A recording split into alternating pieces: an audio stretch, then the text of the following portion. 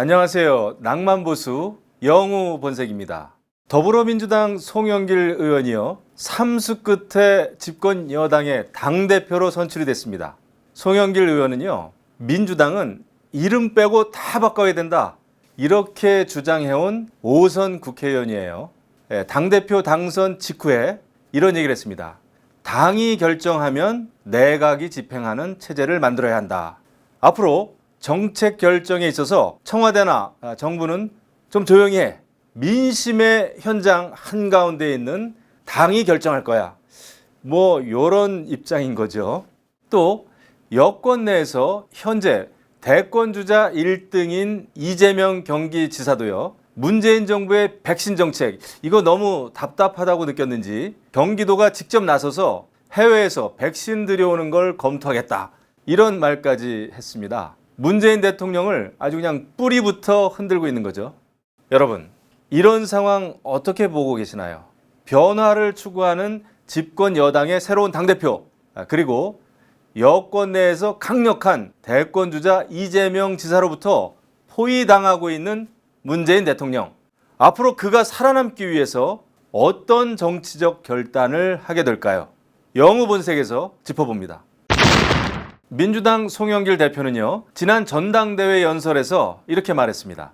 국민께서 무능한 개혁과 위선을 지적했습니다. 정말 이 상황에서 하던 대로 하면 안 됩니다. 또 문정부의 부동산 정책 기조와도 다른 주장을 폈습니다.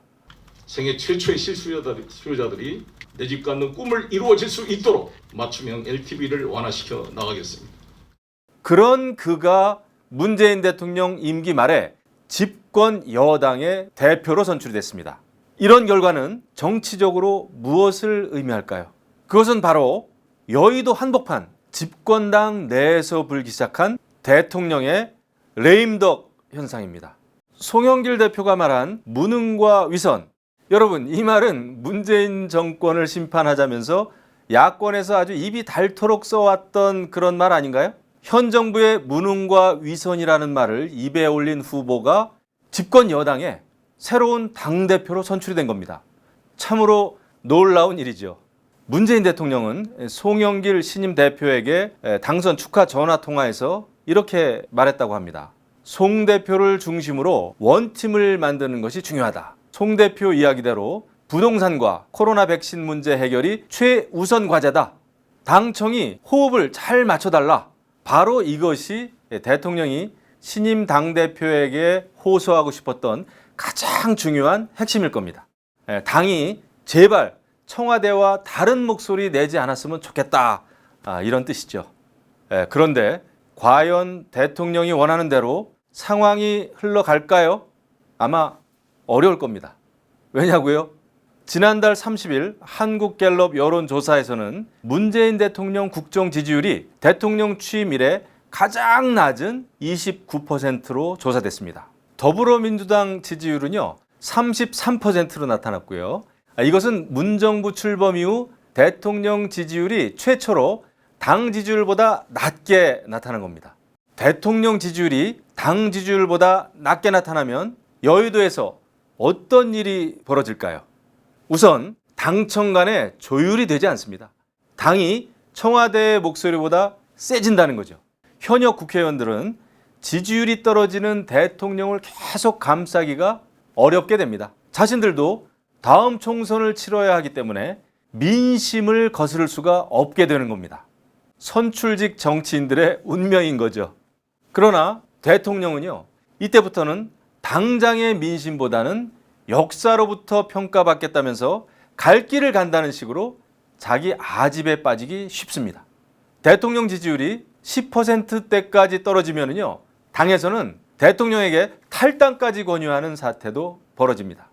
재임 중에 지지율이 떨어지고 탈당까지 했던 대통령은 노태우, 김영삼, 김대중, 노무현 이렇게 4명이나 됩니다. 정치 참 냉정한 거죠. 여권의 차기 대선 주자 1등인 이재명 경기지사, 그도 문재인 대통령의 레임덕을 가속화시킬 그런 능력과 자질이 아주 충분한 인물이죠. 이재명 지사는 이런 말까지 했습니다. 다른 나라들이 개발 또 접종하고 있는 백신을 우리 경기도라도 독자적으로 좀 도입해서 접종할 수 있을지를 지금 실무적인 검토를 하고 있고. 문재인 대통령의 그냥 염장을 지른 거죠.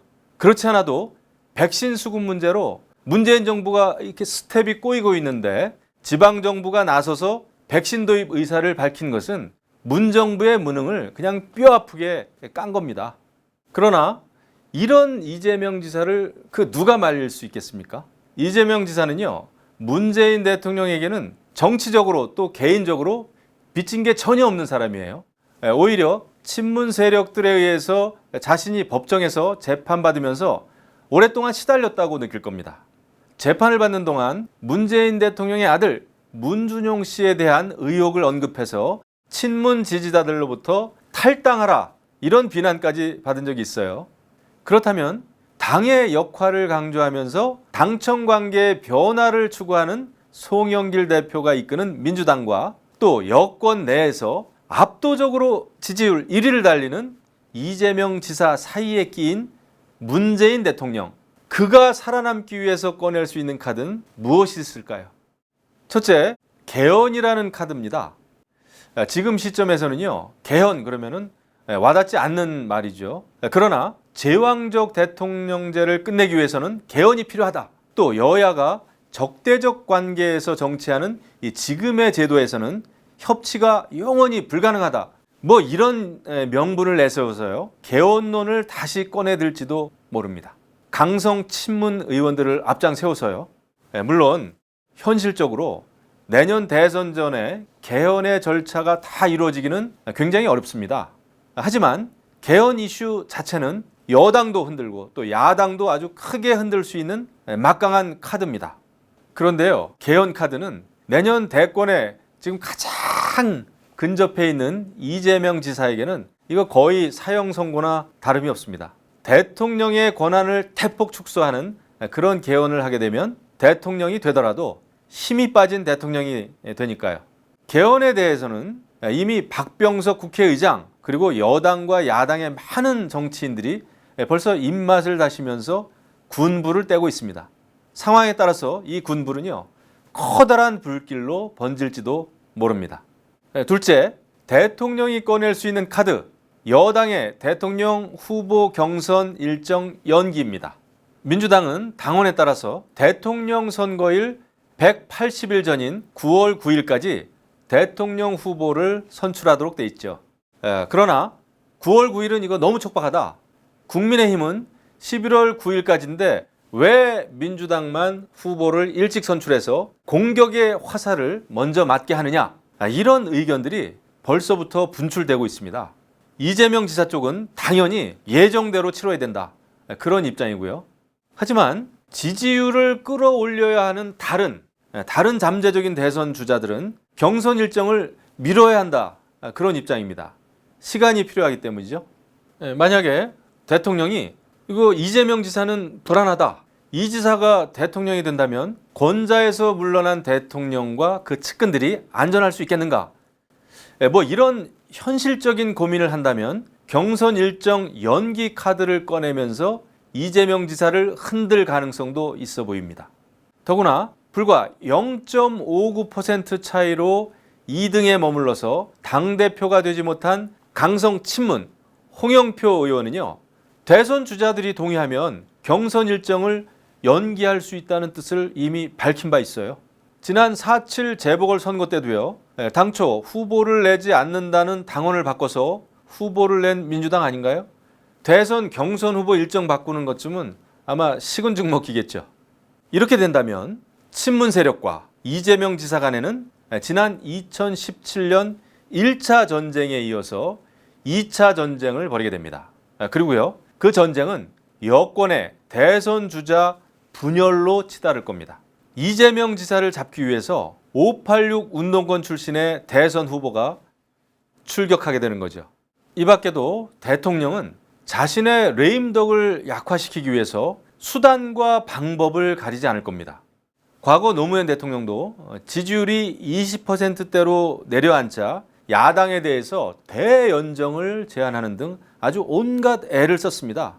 그러나 실패로 돌아갔죠. 바야흐로 대선의 시계추는 빨라지고 있습니다. 대통령의 임기도 종착점을 향해서 달려갑니다. 지금 문재인 대통령의 머릿속은 매우 복잡할 겁니다. 자신이 일자리 대통령도 또 방역에 성공한 대통령도 북한 핵 문제를 해결한 대통령도 아니라는 것이 점점 만천하에 드러나고 있으니까요. 또 많은 측근들은 검찰 수사를 받고 있습니다. 본인도 퇴임 후가 걱정일 겁니다. 하지만 여러분, 크게 보면 문제는 간단합니다. 문재인 대통령은 남은 임기 동안만이라도요, 다른 생각을 하면 안 되는 거죠. 임기 5년 차에도 적폐청산만 외치는 정치, 또 남의 탓하는 정치, 국민을 편가르는 갈등과 분노의 정치를 집어치워야 됩니다. 추상적인 역사의 평가를 기대할 것이 아니라 오로지 국민을 지키고 방역과 민생에 올인해야 되는 거죠. 국정 책임자로서 최소한의 양심이 있다면 말이죠. 그것이 지금 대통령에게 필요한 유일한 카드입니다. 낭만보수 영우본색이었습니다.